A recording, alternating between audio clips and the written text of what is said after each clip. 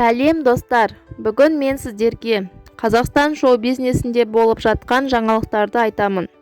Елдің сүйіктісіне айналған еліміздің танымал әншілері Райым мен Еркенің шаңырақ көтеріп, отау құрып, бүгінгі күні ислам атты нәресте сүйіп отырғанын барлығымыз білеміз. Қос бірдей өнер адамы болғандықтан, халықтың алдында жүргендіктен, олар жақын күнде қайта оралатындарын және наурыз айында еліміздің бірнеше қаласында концерт өткізетіндерін айтты. Бұл жайлы Ерке өзінің инста парақшасында жариялаған еді. Декреттегі Еркеден әнші Еркеге оралғысы келіп жүрген мен ғой.